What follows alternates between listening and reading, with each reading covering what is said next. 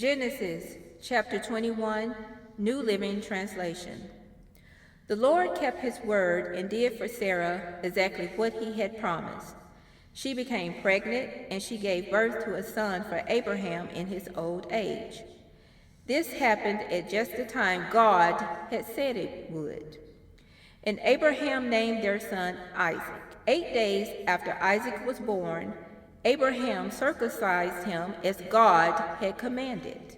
Abraham was 100 years old when Isaac was born, and Sarah declared, God has brought me laughter. All who hear about this will laugh with me. Who would have said to Abraham that Sarah would nurse a baby? Yet I have given Abraham a son in his old age.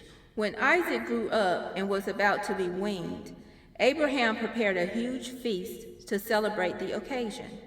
But Sarah saw Ishmael, the son of Abraham, and her Egyptian servant Hagar, making fun of her son Isaac. So she turned to Abraham and demanded, Get rid of that slave woman and her son. He is not going to share the inheritance with my son Isaac. I won't have it. This upset Abraham very much because Ishmael was his son. But God told Abraham, Do not be upset over the boy and your servant. Do whatever Sarah tells you, for Isaac is the son through whom your descendants will be counted. But I will also make a nation of the descendants of Hagar's son, because he is your son too. So Abraham got up early the next morning, prepared food and a container of water, and strapped them on Hagar's shoulders. Then he sent her away with their son, and she wandered aimlessly in the wilderness of Beersheba. When the water was gone, she put the boy in the shade of a bush. Then she went and sat down by herself about 100 yards away. I don't want to watch the boy die, she said as she burst into tears. But God heard the boy crying, and the angel of God called to Hagar from heaven. Hagar, what's wrong? Do not be afraid. God has heard the boy crying as he lies there.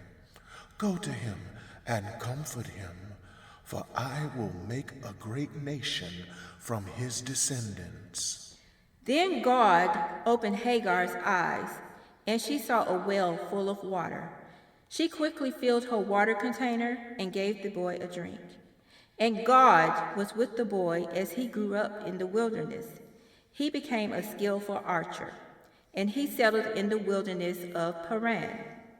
His mother arranged for him to marry a woman from the land of Egypt. About this time, Abimelech came with Phicol, his army commander, to visit Abraham. God is obviously with you, helping you in everything you do, Abimelech said. Swear to me in God's name that you will never deceive me, my children, or any of my descendants. I have been loyal to you, so now swear that you will be loyal to me and to this country where you are living as a foreigner. Abraham replied, Yes, I swear to it.